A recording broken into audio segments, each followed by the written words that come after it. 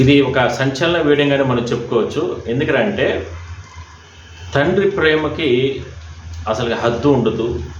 ఆ తండ్రి ప్రేమ అనేది తండ్రి స్థానంలోకి వచ్చిన తర్వాత తెలుస్తుంది. బహుశా మనకి ఇళ్లలో మన నాన్న మనం తిడతాడు ఏదో సందర్భంలో కాదు, చిన్నప్పటి నుంచి కూడా అది మగబిడ్డ పైన చాలా ప్రెజర్ ఉంటుంది. చాలా రకాలుగా అంటే భవిష్యత్తు దృష్ట్యా, ఎందుకంటే మనము ఇప్పుడు ఆ స్థాయికి వచ్చాం కాబట్టి మన నాన్నగారు ఇప్పటి వరకు కూడా మమ్మల్ని తిడుతూ ఉంటాడు. బట్ ఎందుకు తిడతారా అనేది అది ఇప్పుడు మన బిడ్డలకు మనం నేర్పిస్తాం. అంటే తెలుస్తుంది, అంటే మనం ఎందుకు వాడిని తిడుతున్నాం అంటే వాడు కూడా చిరాకు పడతాడు.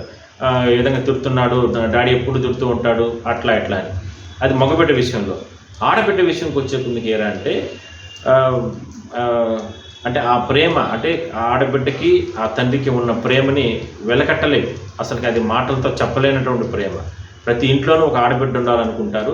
ఆ ఆడబిడ్డకి జన్మనిచ్చే తల్లి అయినప్పటికి కూడా తండ్రి చాలా వాళ్ళిద్దరు బాండింగ్, డాటర్ డాడీ బాండింగ్ అది మామూలుగా ఉండదు. అది ప్రతి ఇంట్లోనూ ఉంటుంది. బిడ్డలున్న ఇంట్లో, ఆడబిడ్డ ఉండే ఇంట్లో. మరి ఆ బాండింగ్ ఎంతవరకు వెళ్తుందంటే ఒకానొక దశలో ఆ బిడ్డకి ఏదన్నా చిన్నపాటి అంటే హాని పక్కన పెడితే చిన్నపాటి సమస్య వచ్చినా ఆ తండ్రి గుండె విలవిల్లాడిపోతుంది. అలాంటి ఘటనే రాయలసీమ జిల్లాలో అన్నమయ్య జిల్లా ఓబులవారిపల్లిలో మంగంపేట ప్రాంతంలో, వంగంపేట గ్రామంలో జరిగింది. ఏం జరిగిందిరా అంటే మొన్న శనివారము ఆంజనేయ ప్రసాద్ అనేటటువంటి వ్యక్తి, అతను వాళ్ళ భార్య ఇద్దరు కోవేట్లో ఉంటారు. అంటే బతుకు తెరువు కోసం కోవేట్కి వెళ్ళిపోవడం జరిగింది. అయితే వాళ్ళ కూతురు 12 సంవత్సరాలు. ఆ పాపని వాళ్ళ చెల్లెల దగ్గర పెట్టేసి వాళ్ళు బయట ప్రాంతానికి వెళ్ళి కోవేట్లో పోయి అక్కడ ఉద్యోగం చేసుకుంటూ ఉంటారన్నమాట. అయితే ఈ వాళ్ళ ఏదైతే చెల్లెళ్ళు భర్తకు సంబంధించి, అంటే చెల్లెళ్ళు మామ భర్తకు సంబంధించి తండ్రి, అతను కొద్దిగా హ్యాండిక్యాప్డ్, అతను ఇంట్లో ఉంటాడు. 12 సంవత్సరాలకు సంబంధించిన బిడ్డ పైన కన్నేసి అతను ఆ బిడ్డని వేధిస్తాడు, ఆ బాలికని. అయితే చాలా రోజుల నుంచి ఇది జరుగుతూ ఉంటుంది. లైంగికంగా వేధిస్తున్న తరుణంలో ఆ బిడ్డ ఇంకా చెప్పుకోలేక వాళ్ళ అమ్మకు, కోవేట్లో ఉన్నటువంటి వాళ్ళ అమ్మకి చెప్తుంది. వాళ్ళు ఆంజనేయ ప్రసాద్ కావచ్చు, వాళ్ళ భార్య, వీళ్ళు ఏదైతే సదరు వాళ్ళ చెల్లెలకు ఫోన్ చేసి, ఏంటమ్మా ఏ విధంగా మీ మామగారు బిడ్డని 12 సంవత్సరాల బిడ్డని తాత మనవరాలని అట్లా బిడ్డని ఏ విధంగా వేధిస్తున్నాడంట, ఇది ఎంతవరకు కరెక్టు, ఇది చాలా తప్పు ఇది అని ఒకసారి మాట్లాడండి, మందలించండి అని చెప్తే వాళ్ళు పట్టించుకోలేదనేది ప్రధానంగా అతను ఒక ఆడియో విడుదల చేయడం జరిగింది. దాని తర్వాత వాళ్ళు కూడా పోలీసులకు కంప్లైంట్ ఇచ్చారు. ఇంకా అంటే బిడ్డ జీవితం నాశనం అయిపోతుంది కానీ మనం నిర్లక్ష్యం చేస్తే అనే ఉద్దేశంతో కోవేట్లో ఉన్నటువంటి ఆంజనేయ ప్రసాద్ వాళ్ళ భార్యని సొంత గ్రామానికి పంపిస్తారు. ఆ సొంత గ్రామం ఇక్కడికి వచ్చిన తర్వాత వీళ్ళు పోయి కంప్లైంట్ పెడతారు పోలీసులకి. పోలీసులు ఆ రోజు అంటే కంప్లైంట్ తీసుకున్నా కూడా అతన్ని పిలిపించి మందలించి పంపించేస్తారు. అయితే మళ్ళా కూడా అతను ఆ రకమైనటువంటి హరాస్మెంట్ చేస్తూ ఉంటే దీనికి పరిష్కారం అతను పరిష్కారం గుర్తించలే. పోలీసులు కూడా పట్టించుకోలేదు. పోలీసుల దగ్గర కూడా తమ బిడ్డకి న్యాయం జరగలేదు. 12 సంవత్సరాల బిడ్డని ఇంత దారుణంగా లైంగికంగా ఏ రకంగా వేధిస్తావా అనే ఉద్దేశంతో, అంటే దానికి ముందు ఒక పాయింట్ చెప్తాను. ఏదైతే వేధింపులకు గురవుతున్నటువంటి అతను మొన్న శనివారం అత్యంత దారుణంగా చంపబడితే పోలీసులు ఒక్కసారిగా షాక్ అయ్యి ఇతను ఎట్లా చనిపోయారు ఏంటని అక్కడ పోలీసులు కూడా విచారణ జరుపుతారు. మీకు ఆ విజువల్స్ కూడా నేను చూపిస్తాను. ఆ విచారణ జరుపుతున్న సమయంలో ఒక్కసారిగా వాళ్ళకు మైండ్ బ్లాక్ అయ్యే విషయాలు వెలుగులోకి వస్తాయి. దానికి సంబంధించిన విజువల్స్ కూడా నేను మీకు చూపిస్తాను. ఇది ఓబులవారిపల్లి,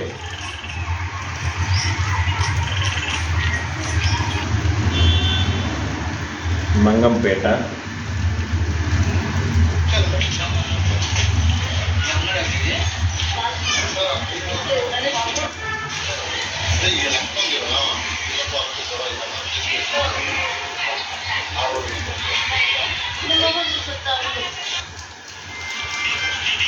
చూడొచ్చు ఏదైతే ఆ వ్యక్తి ఉన్నాడో అతను మొన్న శనివారం చనిపోతాడు. అంటే ఈ ఆంజనేయ ప్రసాద్ అనే వ్యక్తి కోవేట్ నుంచి వచ్చి తమ బిడ్డని ఈ రకంగా వేధింపులు గురి చేస్తావని అనేటటువంటి కోపంతో అతన్ని అత్యంత దారుణంగా ఇనుప రాడుతో కొట్టి చంపి మళ్ళా కోవిడ్కి వెళ్ళిపోతారు. చూసారా, కన్నబిడ్డ పైన ఉన్నటువంటి ప్రేమ, ఆ బిడ్డ భవిష్యత్తు కోసమే వీళ్ళు కోవిడ్కి వెళ్ళి జీవిస్తున్నారు. అలాంటిది ఆ బిడ్డని ఎవరో ఒక వ్యక్తి ఈ రకంగా వేధించాడని, న్యాయం జరగలేదనే ఉద్దేశంతో ఒక్కసారిగా కలత చెంది మళ్ళా కోవిడ్ నుంచి ఇక్కడికి వచ్చి అతన్ని చంపి అతని పగ తీరిన తర్వాత మళ్ళా కోవిడ్కి వెళ్ళిపోయి అక్కడి నుంచి మనం చేసింది తప్పు, మనం అలా చేసి ఉండకూడదు అంటే రియలైజ్ అయ్యి ఫస్ట్ ఏమో కన్న ప్రేమతో ఆ ఆడబిడ్డ పైన ఉన్నటువంటి ప్రేమతో అతను ఇంత దారుణంగా అతన్ని చంపివేయడం జరిగింది.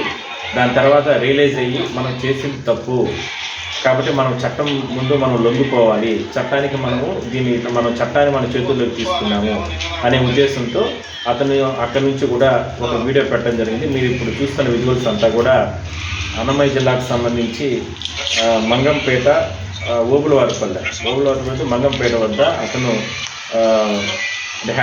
ఫిజికల్ హ్యాండిక్యాప్డ్ అతన్ని చంపివేయడం జరిగింది శనివారం. క్లూస్ టీమ్స్, బాంబ్ స్క్వాడ్ వీళ్ళంతా కూడా వచ్చి తనిఖీలు చేస్తున్నటువంటి పరిస్థితి మనం చూస్తాం. కానీ ఎవరికి ఇది అంటే అసలు ఎవరు పోలీసులు కూడా అసలుకి మిరాకిల్ ఎందుకంటే ఒకవేళ వాళ్ళకి అనుమానం వచ్చినా కూడా కోవిడ్లో అతను ఉన్నాడు, అతను ఇక్కడికి వచ్చి చేస్తుంటాడు కదా అంటే రకరకాలుగా అంటే ఇంకెవరైనా సరే వచ్చి చంపుకుంటారా అంటే వాళ్ళకి అతని గొడవలు ఉన్నాయి రకరకాల కోణాల్లో దర్యాప్తు అయితే చేయడం జరిగింది. అయితే ఒక్కసారిగా అతను సెల్ఫీ వీడియో అది కూడా మీకు చూపిస్తాను. అతను పెట్టినటువంటి వీడియో చెప్పిన తర్వాత పోలీసులకి షాక్ అయ్యారు. నేను ఇతన్ని చంపేదానికి కారణం ఏంటి, అంత పెద్ద తప్పు అతనేం చేసినాడు, ఒక రచ్చకు కానీ ఒక గొడవకు కానీ ఇంకొకరిని ఒక మాట నేను అనేది కానీ, రచ్చలకు నేను దూరంగా ఉంటాను, గొడవలకైనా కానీ రచ్చలకైనా కానీ వీటన్నిటికీ దూరంగా ఉండే నేను ఇతన్ని అలా చేసే అంత నిర్ణయం నేను దేనికి తీసుకున్నానో అతనేం చేసినాడు. మాది అన్నమయ్య కడప జిల్లా ఓబులవారిపల్లి మండలము ఐలరాజపల్లి హరిజనవాడ గ్రామం.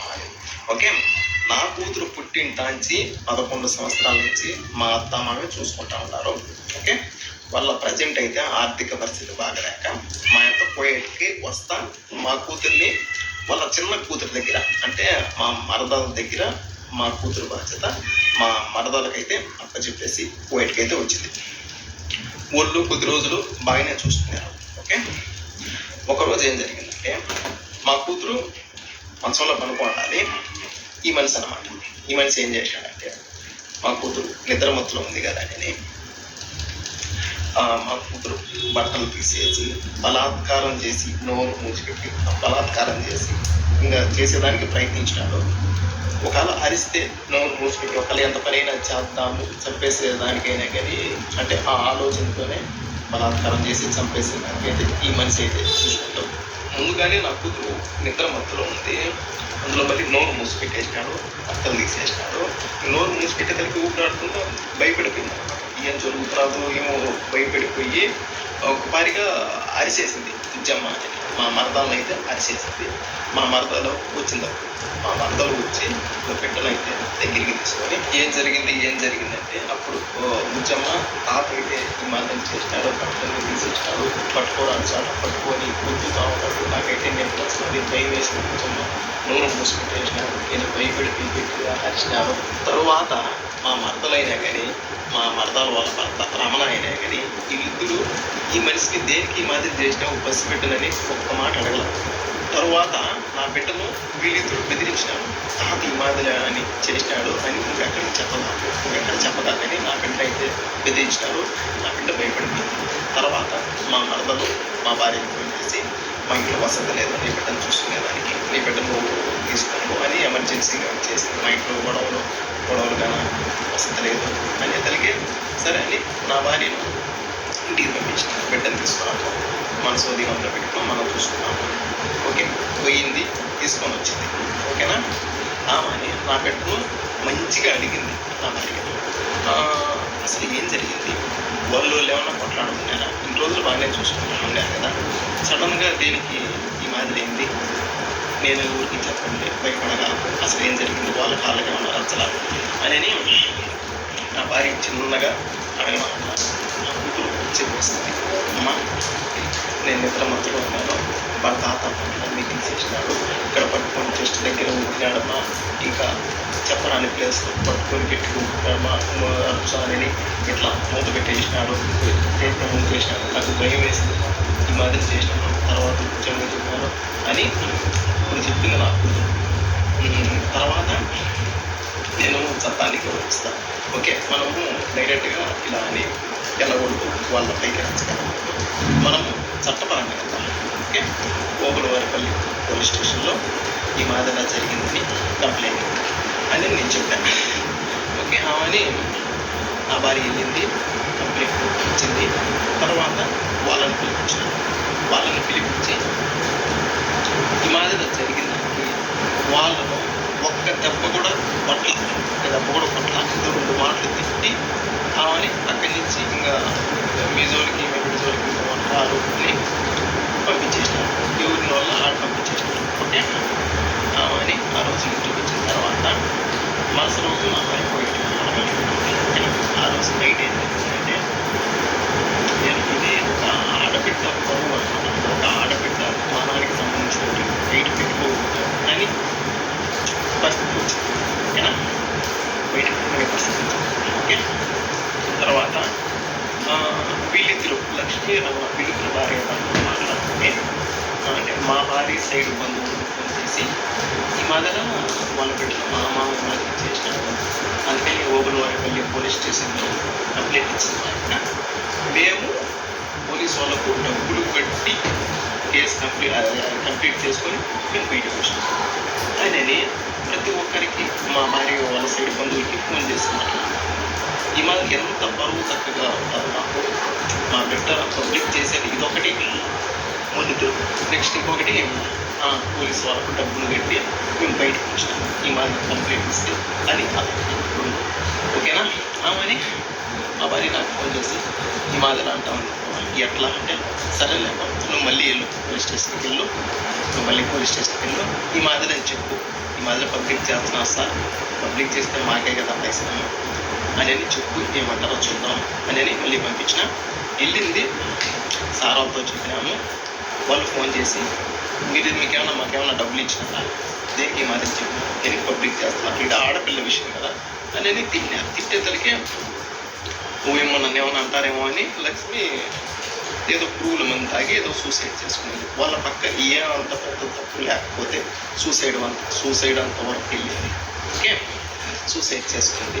తర్వాత మొదటి సూసైడ్ చేసుకుందని అక్కడి నుంచి ఎస్ఐ సార్కి ఇన్ఫర్మేషన్ కూడా చెప్పారనమాట. ఈ మొదటి సార్ రాలేదు, ఈ మొదటి ఏదో తాగిందంట అని ఆ సార్ ఉండేసి ఈ మాదిరి ఏదో తాగిందంట, ఆమెకి ఏదన్నా కానీ అయితే నిన్నైతే అరెస్ట్ చేస్తామని మా భార్య ఏంది ఇది, మా భార్యను అరెస్ట్ చేస్తాం, మేము బిడ్డ విషయం ఈ మాదిరి జరిగిందని వాళ్ళు ఏదో చేసుకోవడం వల్ల నిన్న మా భార్యను అరెస్ట్ చేస్తారు, నువ్వు ఇక్కడే ఉండాలా, పోయేటప్పుడు కూడా పోలేవు అని సార్ మాకు చెప్పారు.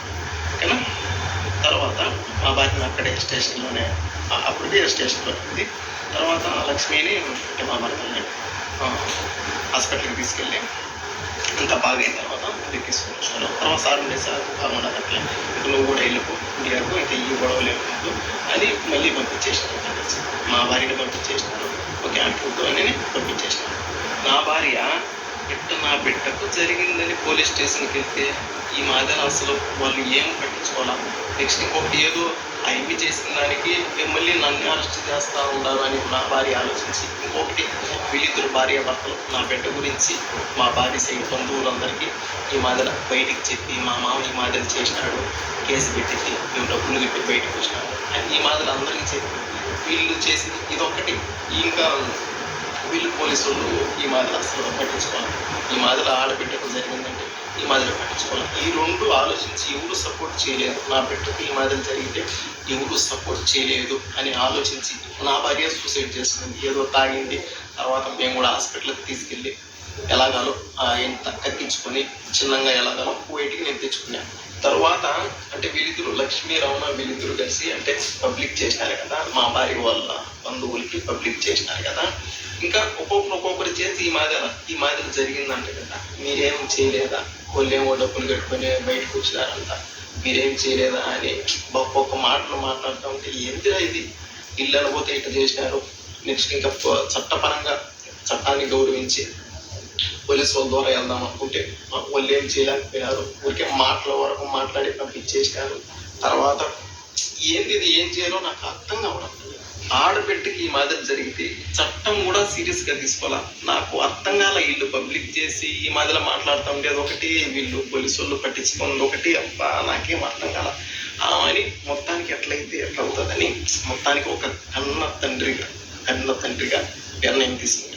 ఈ విషయంలో ఎవరు ఏం చేయలేకపోయినా కానీ నా బిడ్డను నేను కాపాడుకోవాలి. ఎవరు సపోర్ట్ నిలబడకుండా కానీ నా బిడ్డ సపోర్ట్ నేను నిలబడాలి. ఒకవేళ నేను వీళ్ళుండే సైలెంట్గా నేను ఉంటే ఇంకా నా బిడ్డకి ఈ మాదిరి జరిగిన దానికి ఒక కన్న తండ్రిగా నేను బ్రతికుండి కూడా సచ్చినట్టే లెక్క. మా కూతురు డాడీ ఈ మాదిరి చేశాడు, డాడీ పట్టుకున్నాడు, డాడీ గట్టిగా పట్టు, అక్కడ చెస్ట్ దగ్గర అక్కడ పట్టుకున్నాడు డాడీ, బట్టలు తీసేసాడు డాడీ, భయపడిన డాడీ, ఇక్కడ మూసుకున్నాడు డాడీ, వాడు నోరు మూత పెట్టేసాడు డాడీ, భయపడిపోయినాడు డాడీ, ఊపిరాలేదు డాడీ అని చెప్తా ఉంటే ఒక కన్న తండ్రికి ఏ రకంగా ఉంటుందో ఒక్క రోజు ఆలోచించండి. అందులో వీళ్ళు పోలీసు వాళ్ళు ఏం చేయలేకపోయా, వీళ్ళు పబ్లిక్ చేసి ఈ మాదిరిలో మాట్లాడేది ఒకటి. అబ్బా ఇప్పుడు నిర్ణయం తీసుకున్నా, నా బిడ్డ జీవితం నాశనం చెయ్యాలి అని అనుకున్నా. అతని జీవితం ఉండకూడదు అని అప్పుడు నిర్ణయం తీసుకున్నా. ఎవరికి తెలియదు నేను ఇండియాకు వస్తా ఉన్నట్టు, ఎవరికి తెలియదు. మా కోయటంతో మాట్లాడుకొని ఒక 4 రోజులు సెలవు కావాలని చెప్పి పాస్పోర్ట్ తీసుకొని 2 టికెట్లు నేనే కొనుక్కొని మా భార్యకి కూడా నేను ఎడార్లీ జాకూర్కి వెళ్తున్నాను అని చెప్పి నేను ఇండియాకు వచ్చిన. కువైట్ నుంచి ఇండియాకు వచ్చి నేను చేసే పని అతన్ని నేను చేసి తర్వాత మళ్ళీ నేను కువైట్కి వచ్చిన. ఒక్కటి ఆలోచించండి, నేను చేసింది ఒకే తప్పే, కానీ దేనికి చేయాల్సి వచ్చింది? ఎవరు దీన్ని పట్టించుకోకపోవడం వల్ల నేను ఈ నిర్ణయము తీసుకోవాల్సి వచ్చింది. నేను ఒక రచ్చకు బాను, ఒక గొడవలకు బాను, ఒక ఎవరిని ఒక మాట తప్పుగా నేను అన్నాను.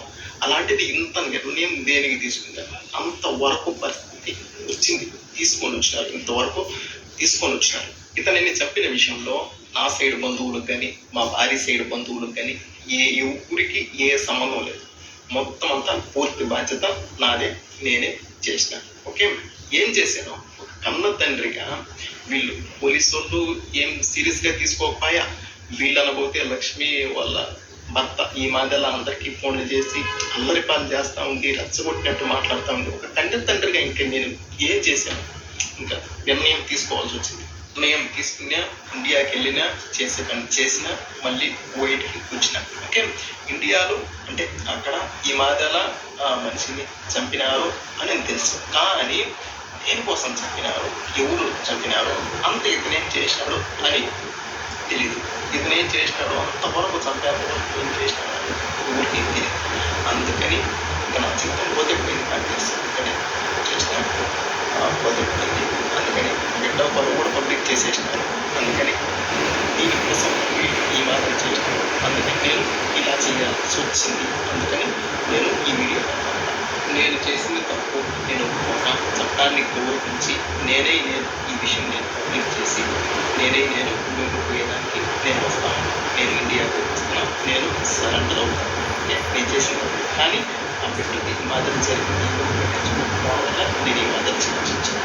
ఈరోజు నా బిడ్డకి జరిగింది, రేపు ఒకవేళ మీ బిడ్డకు మీ ఇంట్లో ఆడవాళ్ళకి ఈ మాదిరి జరిగితే పట్టించుకోకుండా ఒకవేళ ఇంకెప్పుడు పట్టించుకుంటారో ఏటిగా ఆడపిల్లల మానవులు ఏటిగా పోయిన తర్వాత సమాజంలోకి వాళ్ళు వెళ్ళిన తర్వాత పట్టించుకొని ఏం ఉపయోగం? ఇంకా నా బిడ్డ గురించే కాదు, ప్రతి ఒక్క ఆడబిడ్డ గురించి నేను ఆలోచించి ఈ మాదిరిలో ఒకవేళ ఎవరైనా ఈ మాదిరి చేస్తే వాళ్ళు ఎవరు ఏం చేయలేకపోయినా కానీ ఒకవేళ వీళ్ళ బంధువులు అయినా కానీ వీళ్ళ తండ్రి అయినా కానీ అన్నైనా కానీ తమ్ముడైనా కానీ కరువమ్మ ఏదైనా చేస్తాడో తెలిసిన తర్వాత అలా భయపడైనా కానీ ఆడపిల్లల చోటుకి రాకుండా అని ఆలోచించి నా జీవితం పోయినా పర్వాలే,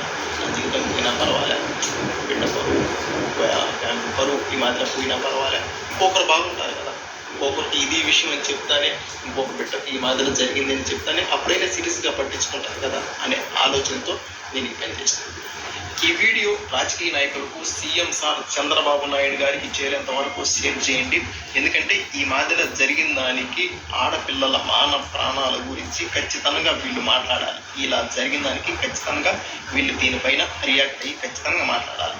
నా సపోర్ట్ మాట్లాడండి అని నేను అనడం లేదు. ఓకే, ఇలా జరిగినందుకు పట్టించుకోకపోవడం వల్ల ఈ మాదిరి జరిగింది. ఈ విషయం పైన ఖచ్చితంగా కువైట్లో ఉండే యూట్యూబ్ ఛానళ్ళు, ఇండియాలో ఉండే యూట్యూబ్ ఛానళ్ళు, మీడియా ఛానళ్ళు ప్రతి ఒక్కరూ ఈ విషయం పైన తప్పకుండా మాట్లాడాలి.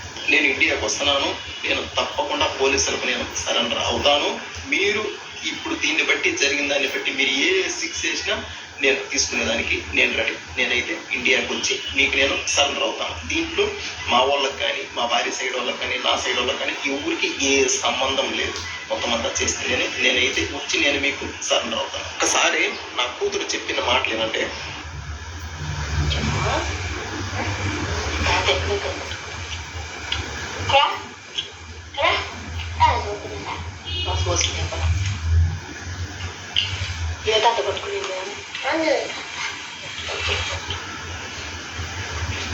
వద్దు కదా మొన్న ఎందుకు ఇద్దరు పోయేటప్పుడు పట్టుకున్నాను. ఇద్దరు పోయేటప్పుడు అవి చూడాలి తిరిగిపోతా అందులో పట్టుకుంటే పోయి ఈ మాదలు చేసినట్టు డాడీ ఆయన నా కూతురు చెప్తే ఏ తండ్రికి అప్పుడు ఉంటాడు. చట్టపరంగా పోవాలని పోలీసు వాళ్ళకి కంప్లైంట్ ఇచ్చే వాళ్ళు వాళ్ళ దగ్గర డబ్బులు తీసుకొని వాళ్ళని వదిలేసి వాళ్ళు ఆ మాదిరి చేసినారు. పోలీసు వాళ్ళు ఈ మాదిరి చేశారు. వీళ్ళు మా మతాలు, వీళ్ళు రమణ, వీళ్ళు ఈ మాదిర మీరు కేసు పెట్టినా కానీ మేము డబ్బులు కట్టేసి మేము బయటకు వచ్చినామని పబ్లిక్ చేసేసారు. ఏం చేయాలి, ఏ తండ్రికి అప్పుడు ఉంటాడు. జరిగిన తర్వాత నాకు బతకాలంటే నాకేదో అయిందంటే నా భార్య నాతో పాటు చనిపోవాలి. ఇంతమందికి చావు కారణం నాకైతే బతకాలని లేదు, చనిపోవాలని ఉండాలి. మా భార్య నేను ఇద్దరం చనిపోతాను. ఇంతమంది చావుకు కారణం మీరు ఖచ్చితంగా మీరు మాట్లాడండి. ప్రతి ఒక్క రాజకీయ నాయకులు, సోషల్ మీడియా దీని గురించి ఖచ్చితంగా వీడియో చేసి ఖచ్చితంగా మాట్లాడండి. సో చూశారు కదా తండ్రి ఆవేదన. కానీ అది చట్ట ప్రకారం అతను చేసిన తప్పే అయినా కూడా ఒక తండ్రి స్థానంలో మాత్రం అతనుండి కరెక్టే చేశారనేది ప్రధానంగా అందరూ కూడా అంటే సోషల్ మీడియాలో కావచ్చు ఇట్లా రకరకాలుగా కామెంట్స్ పెడుతున్న పరిస్థితి. అయితే చట్ట ప్రకారం ఆయన తప్పు చేశారు. బట్ అతి త్వరలోనే నేను ఇండియా వచ్చి లొంగిపోతానంటూ కూడా చెప్పడం జరిగింది. ఒక తండ్రి స్థానంలో ఉండి తన బిడ్డను కాపాడుకోవడం కోసం, తన బిడ్డ భవిష్యత్తు కోసం, తన బిడ్డని అల్లరిపాలు చేసినటువంటి వ్యక్తిని అత్యంత దారుణంగా తానే చంపేసినట్లు అతను చెప్తున్నారు. ప్రధానంగా ఇతను ఆంజనేయ ప్రసాద్. కాబట్టి జరిగిన తప్పుకి, జరిగినటువంటి ఘోరానికి అతనే రిలీజ్ అయ్యి వెంటనే వీడియో కూడా రిలీజ్ చేయడం జరిగింది. ముఖ్యమంత్రి గారు, అదేవిధంగానే ప్రభుత్వ పెద్దలు, పోలీసులు అందరూ కూడా ఇలాంటిది మరోసారి ఇంకొక బిడ్డకు జరగకుండా చర్యలు తీసుకోవాలనేది ప్రధానంగా అతను డిమాండ్. మరొక అతి త్వరలోనే ఇండియా వచ్చి నేను లొంగిపోతానంటూ కూడా అతను చెప్తున్నారు. తండ్రి నిజంగా ఇది చాలా దారుణమైనటువంటి ఘటన. అంటే హేమమైనటువంటి చర్య. నిజంగా భవిష్యత్తులో ఎవరు కూడా ఆడబిడ్డల్ని ఈ రకంగా ఇంత దారుణంగా, బిడ్డల్ని ఇంత దారుణంగా ఎవరు చూడబాకండి. అలాంటి దౌర్భాగ్యమైన పరిస్థితికి చేయబాకండి అనేది ప్రధానంగా ఇందులో ఉన్నటువంటి విషయంగా మనం చెప్పుకోవచ్చు. చాలా ఆవేదనగా అతను మాట్లాడడం జరిగింది. పోలీస్ అధికారులు కూడా దీనిపైన సీరియస్గా యాక్షన్ తీసుకుంటున్నట్లుగా తెలుస్తాం.